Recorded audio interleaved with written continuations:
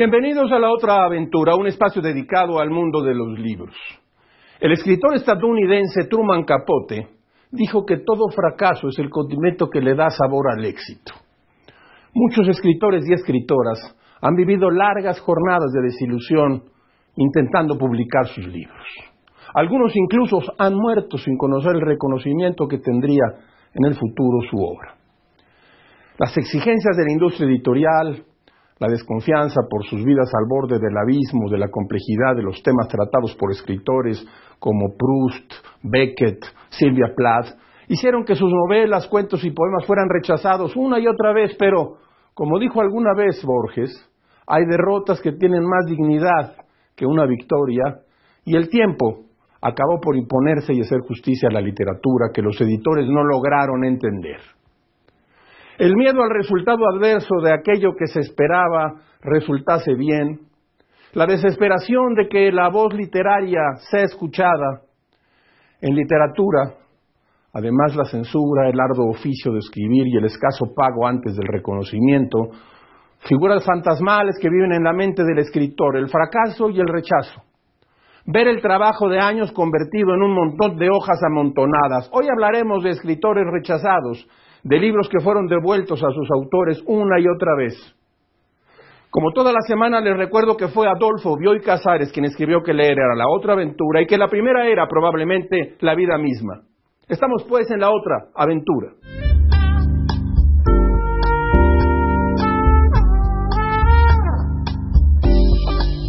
Empecemos por el más tremendo caso de rechazo editorial que yo recuerde. Hoy en día, en el mundo del espectáculo y del entretenimiento hay un universo ficticio que ha trascendido fronteras y lenguajes. La historia de un mundo fantástico acosado por fuerzas oscuras, contada a través de la vida de un joven mago. Usted lo sabe, hablamos de Harry Potter, de J.K. Rowling. Ella es la autora de esta obra. Este es el primer tomo.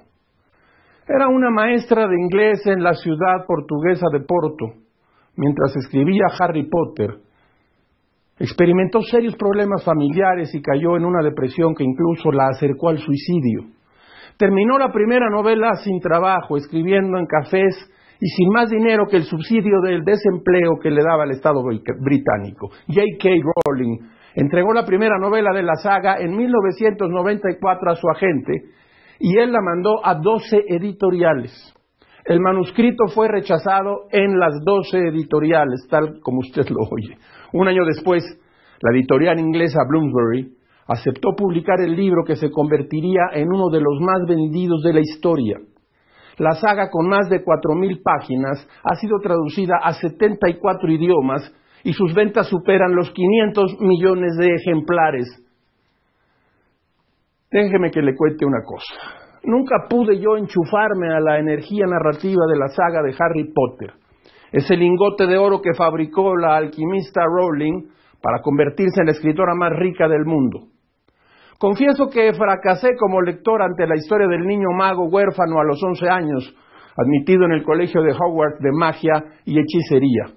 Juro que lo intenté y descubrí la verdad acerca de la muerte de los padres de Harry Potter. Estuve a punto de comprender los secretos de la piedra filosofal. Seguí durante algunas páginas la sombra perniciosa y acérrima del enemigo Voldemort. Más tarde me perdí en la cámara secreta. Creo que Harry y los suyos tenían que resolver el significado de unos amenazantes mensajes aparecidos en las paredes del colegio.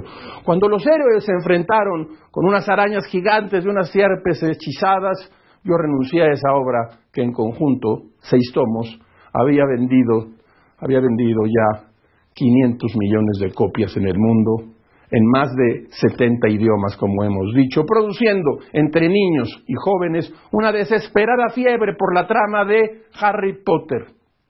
No debe pasarse por alto que esos libros se enquistaron en el gusto juvenil solamente a partir de la letra impresa, Antes de que hubiera cine, antes de que hubiera cualquier otra expresión, fue letra impresa. No es poca cosa que ocurra algo así en un mundo cultural dominado por el imperio de las imágenes. En aquel entonces, mis hijos me miraron como se mira un traidor, pero los llevé al cine a ver una película de Potter y empezaron a olvidar mis deslealtades literarias. El crítico George Steiner no pudo evadir el enigma de los lingotes de oro de J.K. Rowling. Entrevistado a propósito de la aparición de los logócratas, uno de los libros de Steiner, habló del prodigio de Harry Potter y dijo lo siguiente: los niños de China hacen cola toda la noche para comprar el 4º y 5º tomos de Harry Potter, libro ultra inglés, cuya historia está calcada de la vida escolar en los internados británicos, con una sintaxis complicada, un vocabulario muy rico y poco anticuado. El planeta entero devora cada una de sus palabras y los niños les piden a sus padres que apaguen la televisión para poder leer y releer Harry Potter. Nadie ha podido dar una explicación. La propia Madame Rowling no entiende nada del asunto. Los medios no pueden imponerle a toda la humanidad la lectura de estos volúmenes gruesos y difíciles. China se burla de nuestros medios. Los esquimales devoran el libro. Es algo mucho más interesante, mucho más misterioso. Para George Steiner, el valor de la serie de Harry Potter reside en su capacidad para desviar a los niños de los medios y llevarlos hacia esto que tengo aquí, la lectura silenciosa y seria. En ese sentido, Rowling ha desencadenado un proceso que ningún libro, truco publicitario o empresa editorial ha logrado imponer en la vida cultural. En eso consiste el misterio y el milagro de Harry Potter. Nadie sabe, en efecto, si esos niños ávidos de las aventuras de la escuela de Hogwarts irán a buscar otras lecturas. Si después de Potter pedirán leer la Odisea, por ejemplo. Si tienen padres y escuelas liberales e inteligentes, probablemente sea posible. Esto es lo que dijo George Steiner. La creación de J.K. Rowling recuerda la curiosidad y la ansiedad que produjeron las novelas de folletón del siglo XIX. En su mejor momento, aquellos lectores comparaban el periódico para saber el desenlace de un capítulo. El folletón es la parte baja de los periódicos de aquel entonces. Para conocer el futuro de un amor, la enfermedad de un personaje, los odios de un protagonista. Con esos sueños y esa premura se escribieron las obras de Sue, Balzac, Dumas. De una forma extraña, esta historia se repite con Rowling y sus lingotes de oro, digo yo. No es raro que así ocurra. A veces en el futuro nos espera el pasado.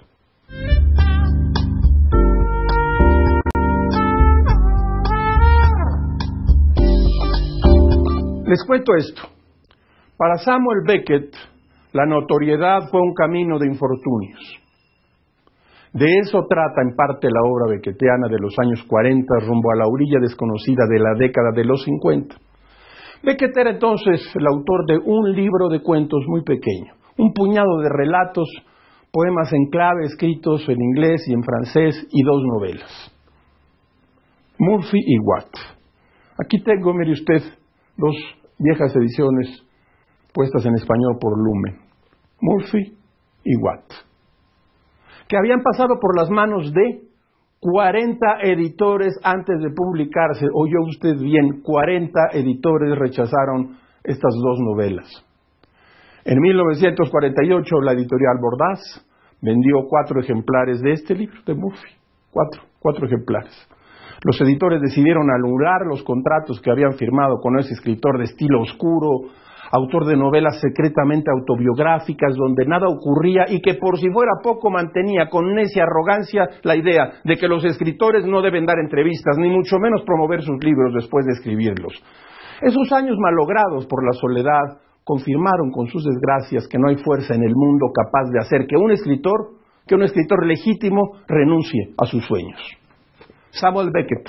Vamos a tratar un tema trepidante, las grandes batallas de nuestra historia. ¿Dónde fueron? ¿Quiénes fueron sus personajes principales? ¿Entre quiénes? Vengan, acompáñenos, de verdad va a ser un enorme privilegio poder estar con ustedes. Claro que abordaremos la batalla de la noche triste, por supuesto que sí. Abordaremos la de la Lóndiga de Granaditas, donde aparece el Pípila. Recuerden, El Refugio de los Conspiradores en vivo por ADN 40, 19:30 próximo domingo. Y también por Amazon Prime. Jamás la historia se atrevió a tanto.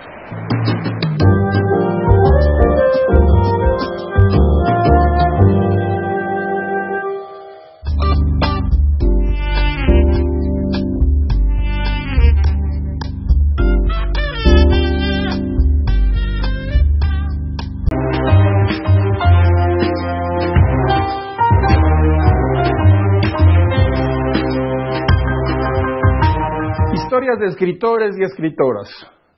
Charles Baudelaire, traductor y admirador de la obra de Poe, escribió que la personalidad singular y seductora de Poe, como sus obras, estaba marcada por el sello de una indefinible melancolía. La popularidad e influencia que durante más de un siglo ha tenido la literatura de Edgar Allan Poe dista mucho de los fracasos que el escritor experimentó durante su vida como escritor.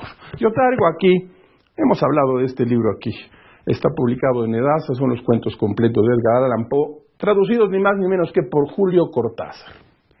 De Poe se ha escrito mucho sobre su arrebatado carácter, sobre sus vicios y sus constantes salidas de tono. Poe carga la leyenda del hombre atormentado. Sus últimos años de vida ciertamente fueron muy accidentados. A pesar del poco éxito de sus libros, Poe fue un escritor decidido a vivir de su oficio. Sus colaboraciones en periódicos fueron su principal sustento económico. En el año de 1845, mismo año en que publicó El Cuervo, Poe compró el Broadway Journal, aunque solo un año más tarde tuviera que cerrarlo por bancarrota. Para salir del apuro financiero, escribió una serie de artículos para la revista Gayest Ladies Book sobre el estado de la creación literaria en Nueva York. Los artículos no le gustaron a los lectores, incluidos en las reseñas. A la redacción de la revista llegaron cartas repletas de amenazas y recordatorios sobre los desórdenes propios de la vida de Edgar Allan Poe. Pronto se puso en marcha una campaña de desprestigio con base en su alcoholismo y su comportamiento con las mujeres en los salones literarios. En febrero de 1848, Edgar Allan Poe se dispuso a realizar un ciclo de conferencias con las ideas de un poema en prosa titulado Eureka. Poe contaba con tener auditorios llenos, sin embargo, la asistencia a sus presentaciones fueron mínimas y para los asistentes el contenido fue poco comprensible. Ante el fracaso, Poe puso sus esperanzas en la publicación del libro. Negoció con el editor George Palmer Putnam y le propuso lanzar una tirada de 50,000 ejemplares. Imaginen ustedes eso. Después de pensarlo, Palmer imprimió solamente 750 y le dio a Poe un anticipo de $14. Las esperanzas de Poe sobre Eureka fueron tan grandes como su fracaso, y se derrumbó entonces. El verano de aquel año, Poe puso varias semanas en Richmond, Virginia, donde conoció a John Reuben Thompson, entonces director del Southern Literary Messenger.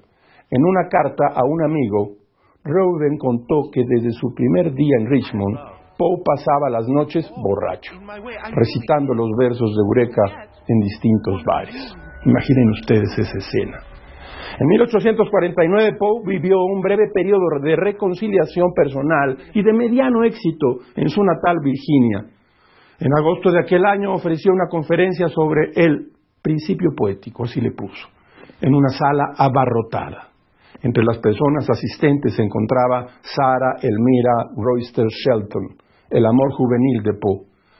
Tras un par de citas, Poe le propuso matrimonio a la señora Shelton. Apenas un mes más tarde, Poe fue contratado para dar conferencias en Filadelfia y Nueva York. Al despedirse de su amada Sarah el 26 de septiembre, su salud estaba ya sumamente quebrantada. Existen distintas versiones sobre lo ocurrido en el camino. Poe fue encontrado inconsciente en una calle de Baltimore y trasladado a un hospital en Washington. Ahí perdió la vida. Esta es una parte de la historia de los fracasos de Edgar Allan Poe.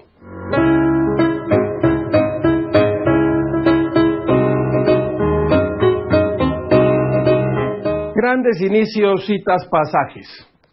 El monólogo de Macbeth en la quinta escena del quinto acto de la famosa tragedia de Shakespeare dice más o menos así: la vida no es más que una sombra andante, un pobre actor que se pavonea y se retuerce sobre la escena y luego ya nada más se oye de él. Es un cuento contado por un idiota, todo estruendo y furia y sin ningún sentido. De este pasaje tomó el escritor William Faulkner el título de su novela, El sonido y la furia, así lo tradujeron. Los hermanos Compson hijos de una familia en decadencia de la burguesía sureña estadounidense, son los protagonistas de una novela que cambió la narrativa moderna.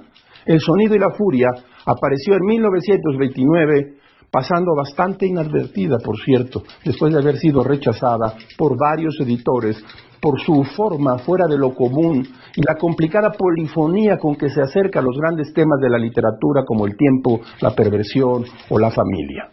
Yo traigo aquí este libro de William Faulkner, son los cuentos reunidos publicados por Alfaguara. Si usted lo encuentra por ahí, lléveselo, no lo dude. Faulkner era un grandísimo cuentista. Escuchemos entonces este pasaje. Cuando la sombra del marco de la ventana apareció sobre las cortinas, era entre las 7 y las 8, y entonces me encontré de nuevo a compás, oyendo el reloj. Era el del abuelo, y cuando padre me lo dio, dijo: Quentin, te doy el mausoleo de toda esperanza y deseo. Es más que penosamente posible que lo uses para conseguir el reducto absurdum de toda la experiencia humana. Lo que no satisfará tus necesidades individuales más de lo que satisfizo las suyas o las de su padre. Te lo doy no para que recuerdes el tiempo, sino para que consigas olvidarlo de vez en cuando durante un momento y no malgastes todo tu aliento intentando someterlo, porque ninguna batalla se gana jamás, como decía, ni tan siquiera se libran. Solo el campo de batalla revela al hombre su propia locura y desesperación, y la victoria es ilusión de filósofos e idiotas. Estaba apoyado en la caja de los cuellos y tumbado yo lo escuchaba. Lo oía muy bien.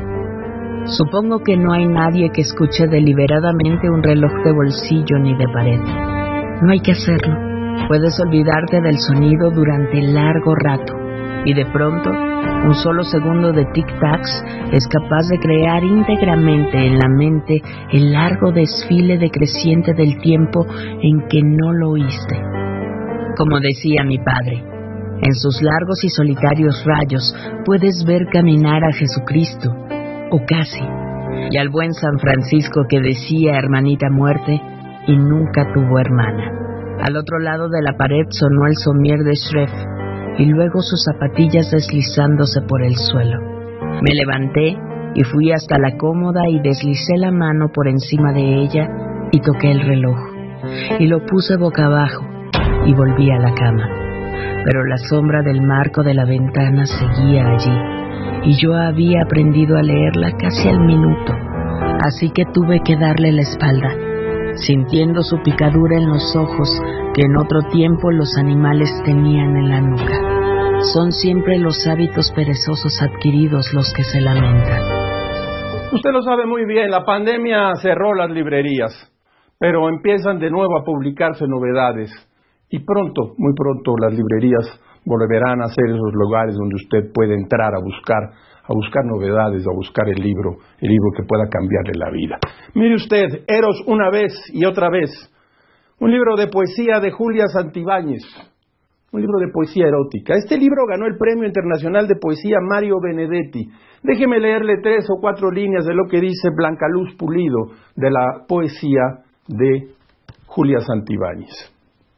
En los poemas de Eros una vez y otra vez se dibujan hipotéticos cuadros, secuencias, atisbos y paisajes de una y múltiples historias, estados de ánimo, chispazos, reflexiones que pueden ser de amor o desamor, de encuentros o complicidades o de saltos a la nada y despedidas inevitables.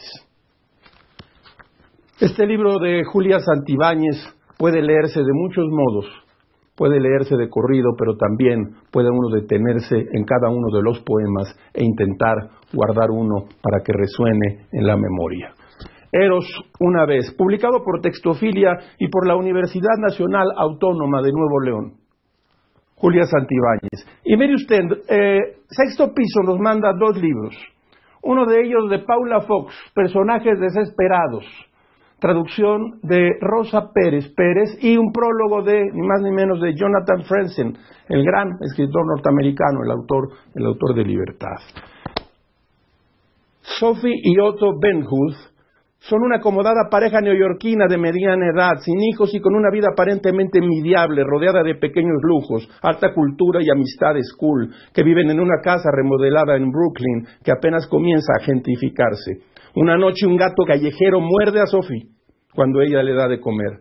Este accidente aparentemente anodino será el pistoletazo de salida de una serie de pequeñas tragedias, de pequeños encuentros y desencuentros, que de manera tan sutil como quirúrgica dibujan el quebrado y turbulento paisaje interior de Sophie. Personajes desesperados. Y también de Sexto Piso, Apolíneo y Dionisiaco, de Giorgio Colli, traducción de Miguel Morey. Este libro, inédito hasta el momento en español, reúne distintos textos de Colli. Es un libro en el que usted podrá entrar en problemas de filosofía, en complejidades y laberintos del interior de una personalidad y en la historia misma de momentos fundamentales del arte. Sexto Piso, de la mesa de novedades. A mediados de la década de los 70, Walter Percy, novelista estadounidense, era profesor de la Universidad de Loyola en California. Por aquellas épocas, una señora, Thelma Tull, comenzó a telefonearlo insistentemente para convencerlo de que leyera la novela de su hijo muerto. Como profesor de literatura y escritor reconocido, Percy recibía varias de aquellas peticiones. Tras varias evasivas de parte del escritor, la señora Tull se presentó en el despacho de Walter Percy y le dio un gordo manuscrito. ¿Por qué habría de leerla?, preguntó Percy a la señora. Porque es una gran novela. La señora no solo estaba en lo cierto, sino que La Conjura de los Necios, la novela que había escrito su hijo a principios de los 60, se convirtió, después de que la apadrinase Walter Percy, en un hito en la literatura cómica estadounidense y en un auténtico bestseller. El autor de La Conjura de los Necios, John Kennedy Toole, se había suicidado años atrás, luego de varios intentos de publicar su novela, por lo que nunca se enteró de su éxito. La frase de Jonathan Swift que Toole eligió para el epígrafe de su novela puede leerse como una epígrafe a la vida misma del autor. Cuando en el mundo aparece un verdadero genio, puede identificársele bajo este signo: todos los necios se conjuran contra él. Satírica y picaresca, esta comedia gira en torno a la vida del cínico Ignatius Reilly, un personaje bufonesco de ideales arcaicos que choca con el mundo moderno, en concreto, la ciudad de Nueva Orleans de finales de la década de los 50. Percy lo definió así en el famoso prólogo de la obra: Ignatius Reilly, sin progenitor en ninguna literatura, una especie de Oliver Hardy delirante, Don Quijote adiposo y Tomás de Aquino perverso, fundidos en uno, en violenta rebeldía contra la edad moderna, tumbado en la cama con su camisón de franela en el dormitorio de su hogar de la calle Constantinopla de Nueva Orleans, llenando cuadernos y cuadernos de vituperios entre gigantescos accesos de flato y eructos. Una mariposa en la máquina de escribir, la vida trágica de John Kennedy Toole y la extraordinaria historia de La Conjura de los Necios es una larga y bien documentada biografía de Corey McLaughlin sobre el enigmático escritor que disipa el misterio en torno a esta obra única de la literatura humorística. Una de las obras más significativas de la literatura del siglo XX fue rechazada. Me refiero al extenso conjunto de En busca del tiempo perdido, la célebre obra de Marcel Proust. Yo traigo aquí el primer tomo publicado por Alianza Editorial, En busca del tiempo perdido, 1 por el camino de Swann. Son siete tomos, 7 volúmenes, ni más ni menos.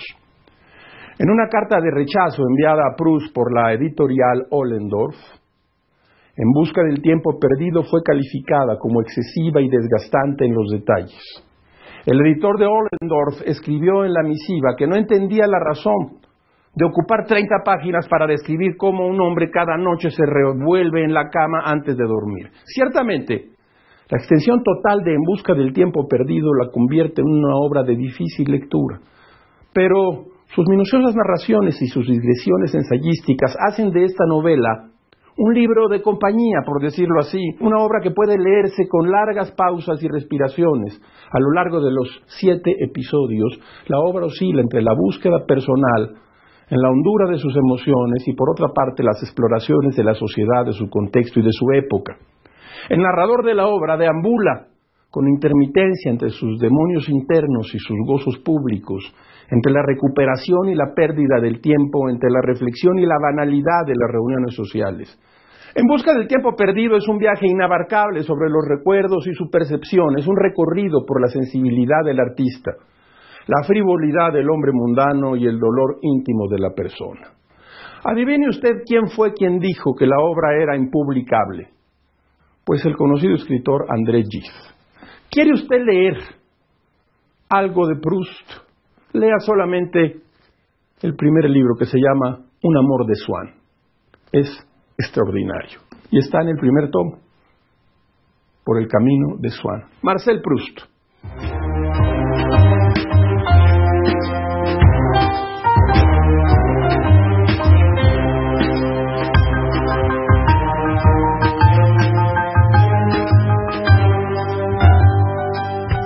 Como todas las semanas, usted encontrará aquí en este espacio una frase célebre, un aforismo, una máxima. Escuche usted esta. Lo que el público te reprocha, cultívalo. Eso eres tú. Jean Cocteau. Hemos llegado al final de esta emisión y de esta aventura. Soy Rafael Pérez Gay y los espero aquí la próxima semana. Abres una puerta y detrás de ella aparece un mundo. Eso es un libro.